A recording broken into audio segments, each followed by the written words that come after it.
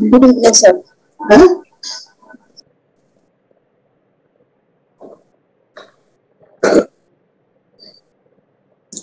मेरा screen visible है Sonia ji? Yes sir. जी सर विजिबल है। Okay okay.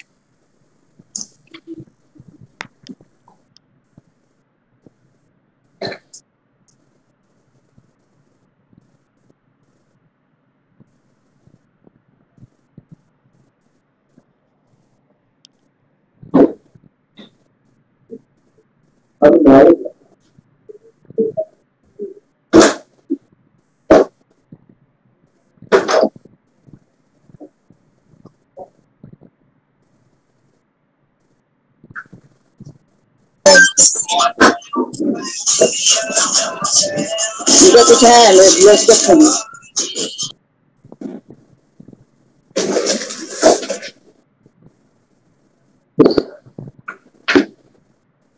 अपने आप को म्यूट रखें सभी, जब जोर पड़े तभी आप जो है म्यूट करें, उसको अनम्यूट करें। तो आइए स्टार्ट करते हैं आज का टॉपिक। और आज का जो टॉपिक शुरुआत करने से पहले तो मैं कुछ आपसे प्रश्न करना चाहूंगा। आपने सर्टिफिकेट कोर्स भी कर लिया है और सर्टिफिकेट कोर्स 6 मंथ्स पूरे हो गए हैं। आप जो है सेकंड सेशन उसका समापन होने को है। तो हमें से जो 16 सूत्र जिनको याद है, ऐसे हैं कोई आप में से कोई बता सकते हैं 16 सूत्र किनको याद है?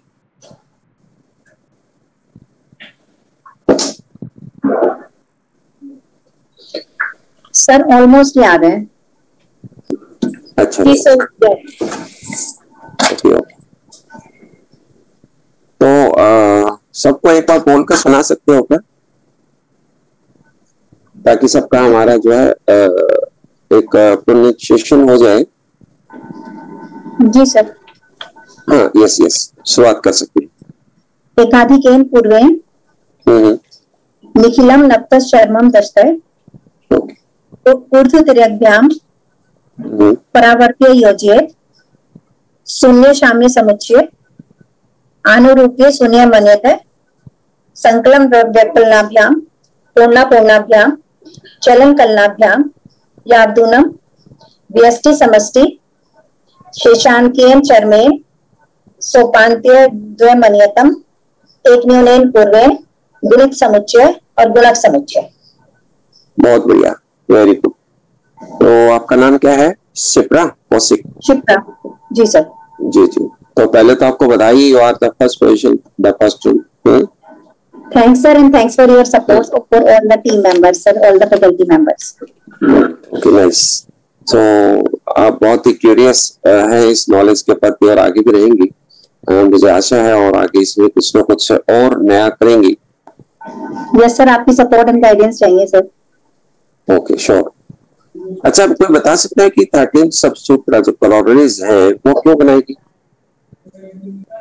उनका कोई इम्पोर्टेंस क्या है, क्यों बनानी पड़ी 13 उपसूत्रास?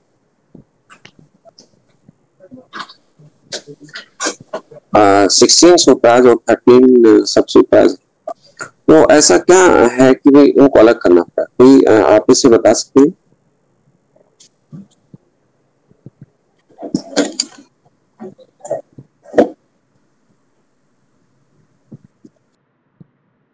सर ये जो सूत्र है ये पूरे मतलब इनसे हम क्वेश्चन सॉल्व कर सकते हैं पूरा, और ये जो सब सूत्र हैं ये एक हेल्पिंग की तरह से हैं। इससे भी तो कर सकते हैं ना, दोनों से कर सकते हैं। सूत्राज से भी कर सकते हैं और उपसूत्राज से भी कर सकते हैं। सॉल्यूशन तो हम दोनों से ही कर सकते हैं।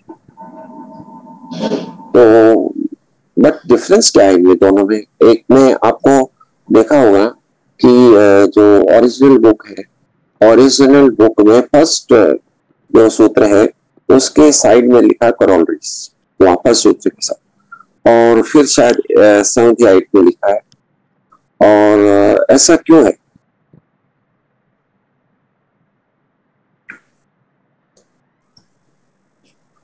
सर नो आइडिया, आप बता दीजिए। Okay okay.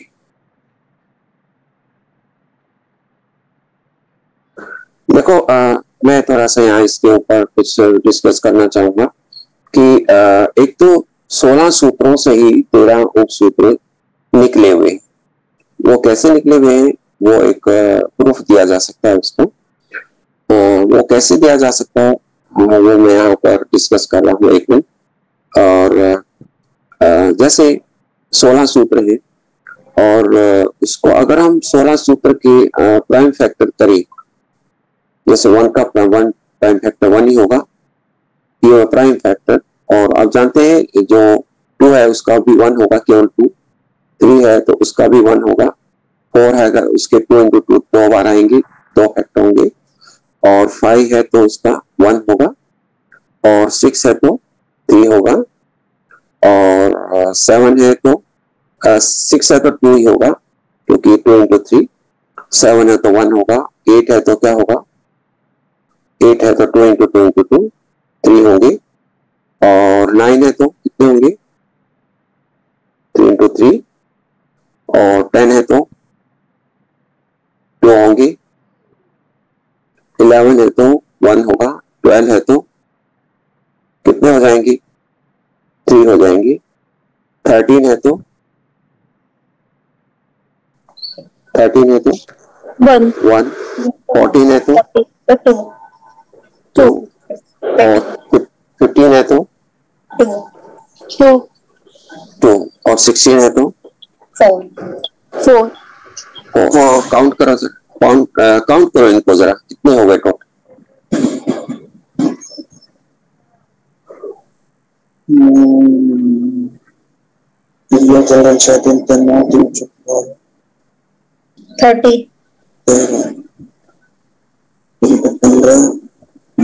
ये 2 है आपका, 3 नहीं है, 2 है।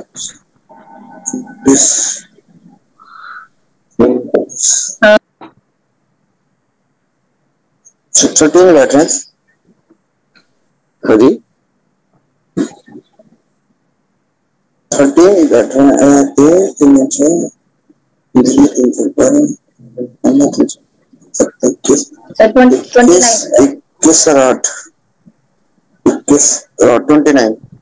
29।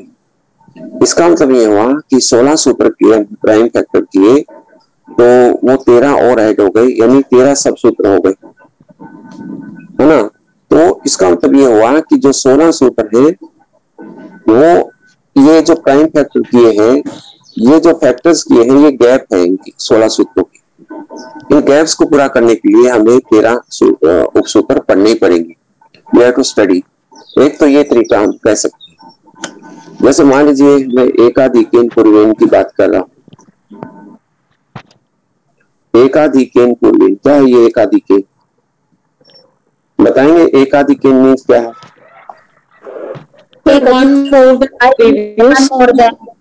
इसी के सर वो उपसूत्र जो है अंत और दशक भी चल रहा है।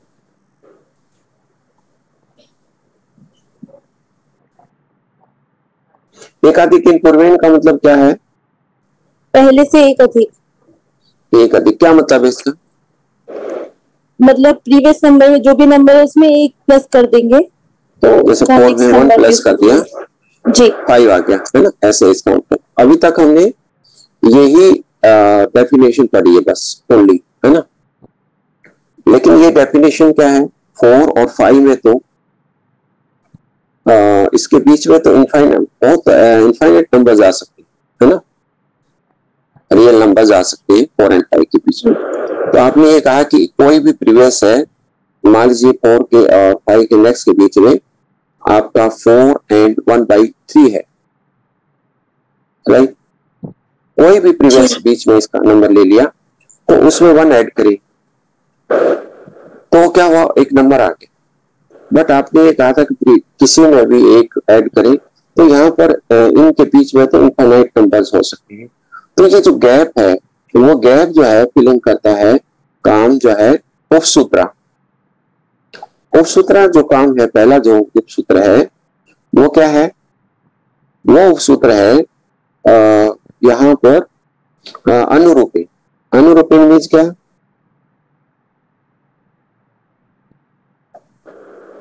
अनुरूपी मीन्स अनुरूपता के अनुसार रेशो रेशो अनुरूपता मतलब जैसा बाई रेशो, जैसा आपने बताया बाई रेशो है। तो मतलब एक अलग आइडिया देखो, ये हम अभी तक थोड़ा सा डीपली हमने स्टडी नहीं की है कि हर एक सूत्र के अनुसार अभी हमने क्या किया है, कैलकुलेशन की है टॉपिक वाइज।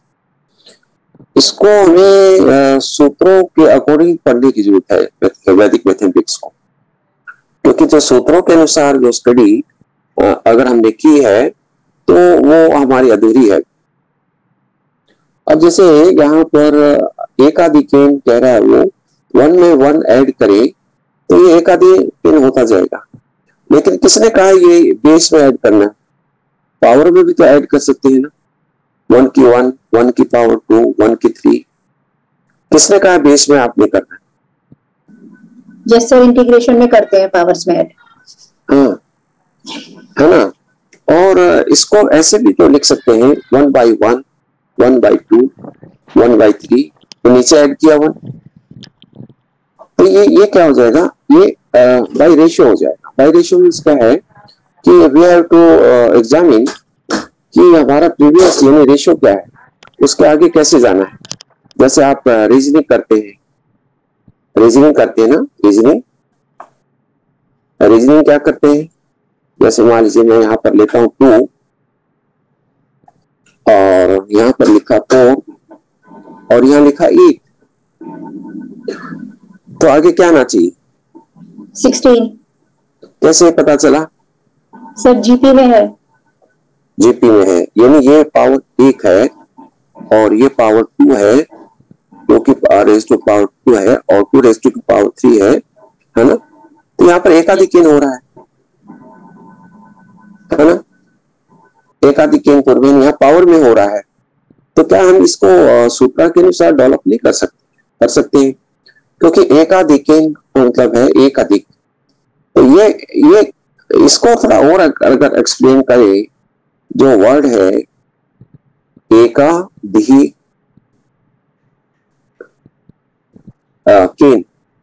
ये मान लीजिए वर्ड, अगर इसको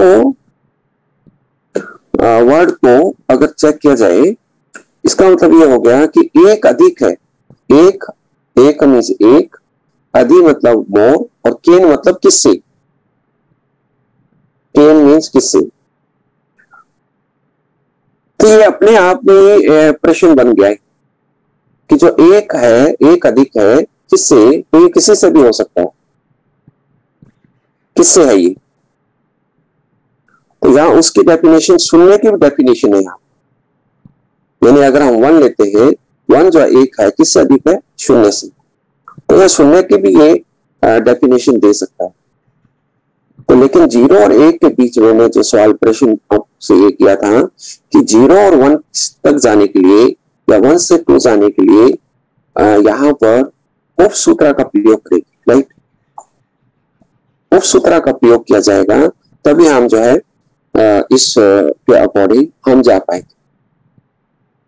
खैर ये तो बातें सारी जो है शोध की है, आपके रिसर्च की है, क्योंकि आपको तो जैसा कराया जाएगा वैसे ही करेंगे, राइट। तो ये बहुत चीजें डीपली है, बहुत गहराई की चीजें हैं, क्योंकि हम सूत्रों में अभी इतना ज्यादा हम गए नहीं। एक एक सूत्र के ऊपर एक एक ग्रंथ लिखा जा सकता है, ये मैंने महसूस किया है। तो हर एक सूत्र को डेवलप करके इतना कुछ करना कि जैसे मान लीजिए एकाधिकेन मतलब यहाँ एक्सिस भी तो हो सकता है। एक्सिस जो है, एक एक्सिस है, फिर 2 एक्सिस है, फिर 3 एक्सिस है, या फिर यहाँ पर यह भी तो हो सकता है 1 डायमेंशन है, 2 डायमेंशन है, 3 डायमेंशन है, 4 डायमेंशन। तो ये हो सकता है। इसमें यह भी तो हो सकता है कि यहाँ लीनियर है, पॉइंट है, फिर लीनियर है, फिर 2 डायमेंशनल है, फिर 3 डायमेंशनल है, फिर 4 डायमेंशनल है। तो इस प्रकार से हम लोग एक ही इस सूत्र की एस विथ इनफाइनाइट जो एप्लीकेशन दे सकते, बहुत इसकी एप्लीकेशन आ सकती है। और एक ये भी तो हो सकता है, अगर पावर यहाँ पर एक लाइन है और इसकी 2 इंटरवल है, और इसको ये भी तो कह सकते हैं, एक लाइन को हम इसको जो एक चीज है, ये तो इसको A1 कहते हैं और इसके दो एंड पॉइंट है, तो दो बाउंड्री है, इसकी बाउंड्री जीरो वाली बाउंड्री है, तो B0। और इसको ये भी तो उसका जो एकाधिकेन क्या हो सकता है, इसका ज्योमेट्री में अगर एकाधिकेन ले ले तो ये एक मान लीजिए रेक्टेंगल है, तो इसका जो एरिया है, इसका जो डोमेन बोलते हैं, तो A² और ये 4B1 मतलब 4 बाउंड्री है इसकी, और ये स्क्वायर है इसका जो डायमेंशन है ये A² है। और इसके बाद क्यूब में चाहे तो इसमें क्या है, ये क्यूब है इसका डोमेन, तो इसको रेशियो अगर इसकी बाउंड्री के लेते हैं तो ये 6B² मतलब स्क्वायर वाली इसकी बाउंड्री है, तो एक अधिक होता जा रहा है। यहाँ पर A1 था, यहाँ पर A2 है, यहाँ पर A1 है, यहाँ A2 है, यहाँ A3 है, एक ज्यादा होता जा रहा है, बाउंड्री में भी एक ज्यादा होगा, B0, B1, B2, तो ये एक 1 मोर होता जा रहा है। यहाँ किससे होता जा रहा है, प्रीवियस से। पहले क्या था, पहले जो आप ले रहे वही था, इससे पहले भी आ सकते हैं क्या, तो ये जो चीजें हैं, और क्या इसके आगे भी जा सकते हैं, A4 और ये 8, ये आपका ये रिलेशन बनेगा, और उसका ये जनरलाइजेशन बनेगा AN और 2N BN-1। तो ये पहला सूत्र है। तो मैंने ये दिखाने का प्रयास कर रहा हूं कि सूत्रों में जो आप जानते हैं उतना ही नहीं है, कि बहुत कुछ और भी है। अगर सूत्रों को हम पढ़ेंगे तो ऐसी अभी बहुत कम बुक है जो कि इस तरह के अनुसार है, लेकिन हम कोशिश कर रहे हैं कि सूत्रों के अनुसार कुछ इसका डेवलप किया जाए। तो मैंने भी जो थीसिस लिखा है सूत्र के अनुसार लिखा है, 16 सूत्र और 13 उप सूत्र, हर एक सूत्र की एप्लीकेशन प्राइमरी से लेकर के हायर एजुकेशन तक कहाँ कहाँ हो सकती है, तो ये सब लिखा है। तो टाइम आएगा तो कभी इसके ऊपर भी डिस्कशन करेंगे, लेकिन फिलहाल आपको बस ये मैंने इतना इंडिकेट करना था कि जो हम कर रहे हैं उतना ही नहीं है, हमें अभी जो कर रहे हैं,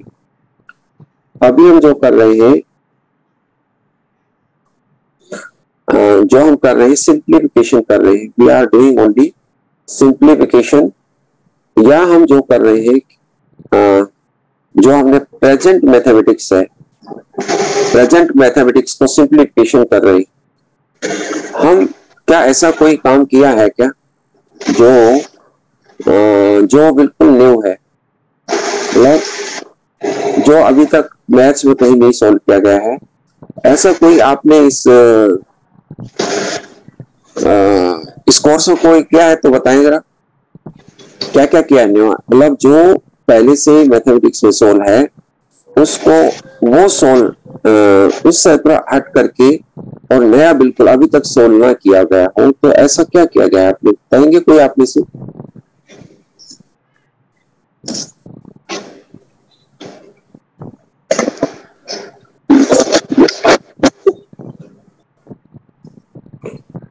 आपने एक साल में 1 ईयर का जो कोर्स आपका किया है, तो हमने उसमें अभी तक क्या किया है, कोई नया तो बता सकते हैं, तो कोई बताएं जरा।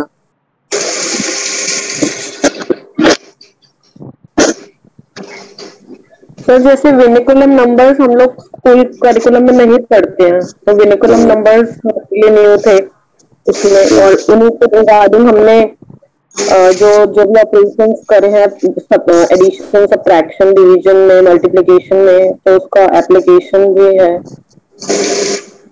ओके, एक तो विनिकुलम नंबर हो गया जो कि अभी तक नहीं थे, है ना, और उसके द्वारा ऑपरेशन किया आपने, यानी प्लस माइनस काम किया है, लेकिन हम कर तो रहे थे already, we were doing this calculation already, चाहे वो, लेकिन एक आपने सारा लिया है यहाँ पर विनिकुलम का, वो अलग बात है, but we were doing already, जो आपने इससे किया है, या तो टेबल किए हैं या एडिशन सब्ट्रैक्शन किया है, तो लेकिन हम ऑलरेडी कर सकते थे। कोई अगर पूछे तो ये तो हम कर रहे हैं, तो क्या जरूरत है कि हम लोग क्यों इसको करें, हमें क्या बेनिफिट होगा, लेकिन हम ऑलरेडी कर तो रहे हैं, इसका अल्टरनेट तो है, ऐसा कोई अल्टरनेट है क्या जो अभी तक आपने किया हो और वो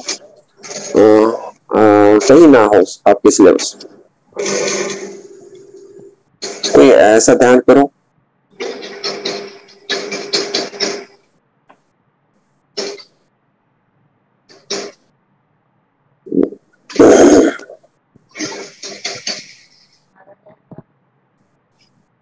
सर कुटांकन पढ़ा है। कुटांकन पढ़ा है। कुटांकन क्या होता है? कोडिंग। Yes sir. इसकी एप्लीकेशन क्या है? तो जो हमारे वेदास हैं उनको हम डिकोड कर सकते हैं। ओके ओके, कोई हो या डिकोडिंग करना कोई से?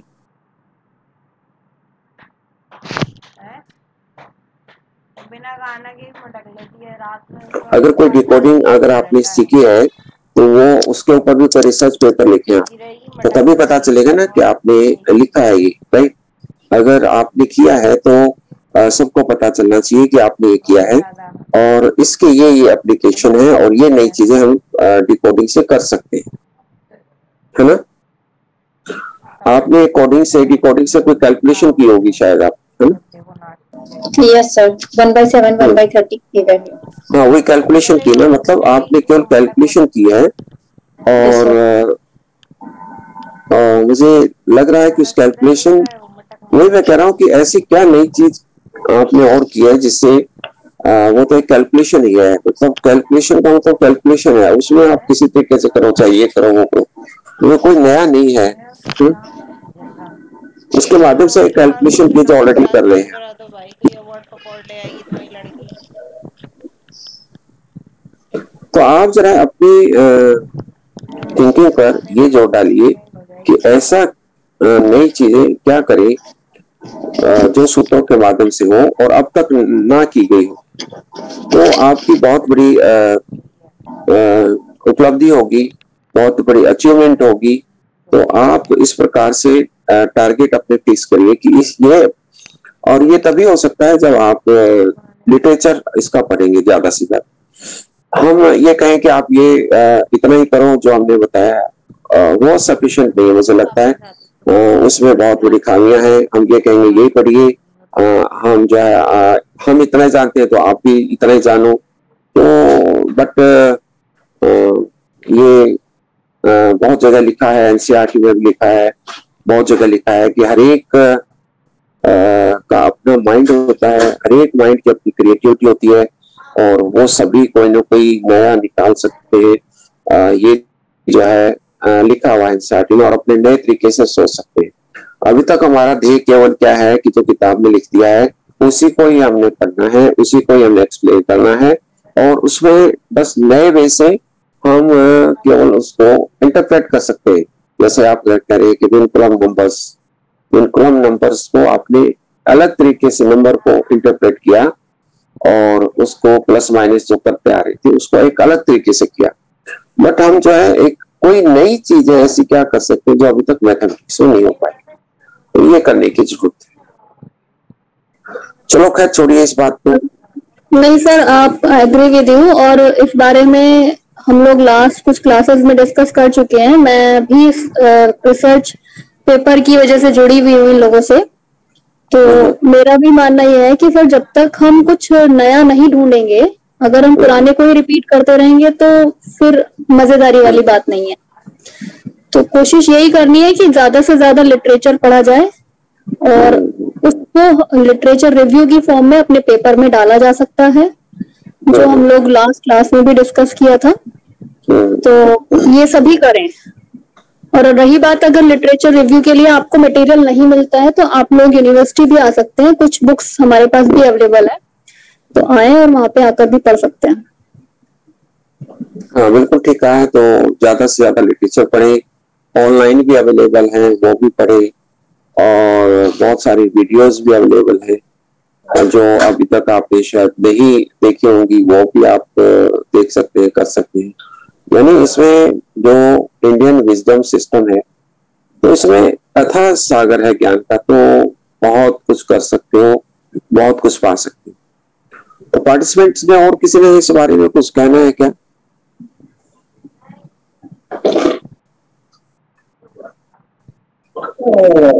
यस, आप में से कुछ कहना है? कई आप में से यहाँ जुड़े हुए हैं, कितने पार्टिसिपेंट्स हैं यहाँ पर? 10-12 तो होंगे ही। शिप्रा है, शिप्रा कुछ कहना है इसमें? No sir. तो आपको लगता है कि हमें पढ़ना चाहिए? Yes sir. लिटरेचर पढ़ना चाहिए और बहुत कुछ है इसमें। Yes sir. सर इस सेमेस्टर के बाद यूनिवर्सिटी जाके करेंगे। कोर्स खत्म हो जाएगा तो बिल्कुल नहीं जाओगे आप, जब तक आप जुड़े हुए तब तक कोर्स को। सर ये वाला सेमेस्टर तो वो इतना स्पीड में रहा है कि इसमें तो टाइम नहीं मिल रहा है। हाँ सर, थोड़ी प्रॉब्लम ये है कि अब की बार यूनिवर्सिटी एग्जाम 1 महीने पहले ही सब कुछ हो रहा है, तो इन लोग के साथ में ये सिचुएशन हो रही है कि सिलेबस भी कंप्लीट होना है और प्रिपरेशन के लिए भी टाइम चाहिए, वो नहीं मिल पा रहा है।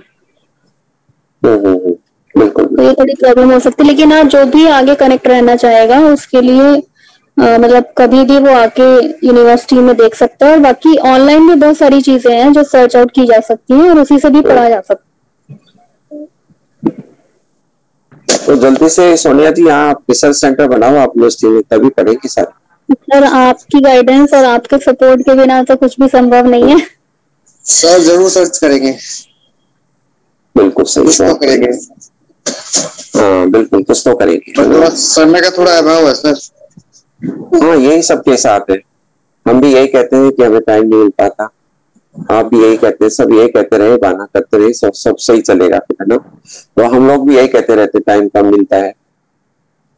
तो देखो टाइम तो सभी के पास सेम ही है, तो मैथमेटिक्स के जो ये हमारे सूत्र है ये इंटेलिजेंस करना सिखाते हैं, तो कम टाइम में हम कैसे ज्यादा से ज्यादा कर सकते हैं ये सिखाते हैं।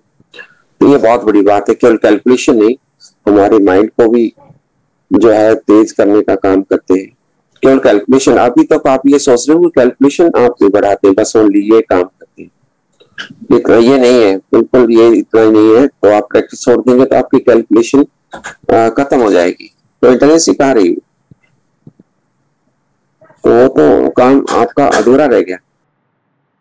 तो इंटेलिजेंस का तो मतलब यह है कि कहीं भी आप बैठे तो वो इंटेलिजेंस काम करे आपकी, जिसको हम क्या कहते हैं, सचेतन। सचेतन होना, सचेतन मतलब क्या है कि हमारे बच्चे अगर कोई किताब नई किताब लेकर बैठे तो वो पढ़नी आनी चाहिए, इसमें क्या लिखा हुआ है, अगर वो समझ में आना शुरू हो जाएगा तो इसका मतलब वो बच्चे जो है बहुत ही अवेयर है। मैं कल एक वीडियो देख रहा था, एक बच्चा 7th क्लास का बच्चा है और लखनऊ से टाइप से साइड से शायद देवरिया है, आपकी देवरिया है कोई आपकी? सर देवरिया है सर।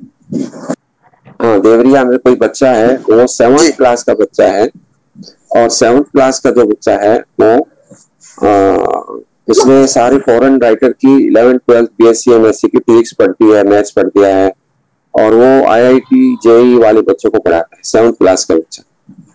तो आप देख सकते हैं कि वो बच्चा कितना अवेयर होगा। तो ये नहीं कहता कि भी आप इतने बने, लेकिन हम सचेतन किसी भी उम्र में भी बन सकते हैं। तो ये सचेतन होना, ये सूत्र करेंगे तो ये मेरे को अनुभव हो रहा है, तो आपको भी अनुभव ये आएगा। तो अगर हम फुल टाइम इसको करेंगे तो हमें ये अवेयरनेस आएगी। चलो ठीक है, आइए हम पढ़ते हैं बोधायन नंबर्स के बारे में। राइट, बोधायन नंबर्स में बोधायन ज्योमेट्री में आपने कुछ पढ़ा होगा ऑलरेडी, बोधायन नंबर्स को कैसे लिखते हैं, है ना, ये सब पढ़ा होगा। और फिर हम जो है इन बोधायन नंबर्स की हेल्प से हाइट एंड डिस्टेंस के भी कुछ सम करेंगे और कुछ इनवर्स ट्रिग्नोमेट्री के भी कुछ सम करेंगे, ठीक है ना। तो बोधायन नंबर्स क्या होते हैं आपको कुछ आइडिया होगा?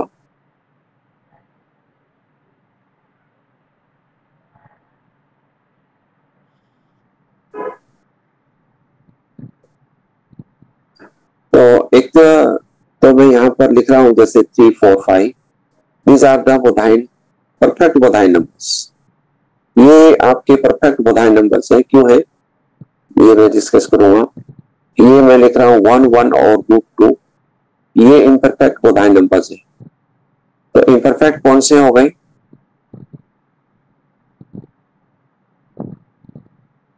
जिसमें कोई ना कोई एक एलिमेंट, एक जो एलिमेंट है रेशनल नंबर आ जाए, जैसे ये √2 है। तो Baudhayan numbers having one member और two member in perfect as a rational number के रूप में कोई ये एलिमेंट आता है that will be imperfect Baudhayan numbers, right. Perfect में क्या होंगे? जैसे all numbers are in natural number, all जितने भी तीनों आपकी पार्ट है वो सब नेचुरल फॉर्मेट में होंगे, तो are called perfect Baudhayan numbers, right. तो ये था एक। तो आइए हम जो है कोई बात करते हैं इसमें बोधाइन नंबर्स। बोधाइन नंबर्स कैसे रिप्रेजेंट करते हैं आप जानते हैं, या थीटा लिखते हैं, एंगल लिखते हैं, और यहाँ पर बेस लिखते हैं, और यहाँ पर परपेंडिकुलर लिखते हैं, और यहाँ पर हाइपोटेन्यूज लिखते हैं। थीटा मान लीजिए जैसे यहाँ पर हमने यहाँ पर लिया कोई एंगल, ये ए एंगल है। अगर ये ए एंगल है और ये आपके ए एंगल के जो बोधाइन नंबर्स हैं 3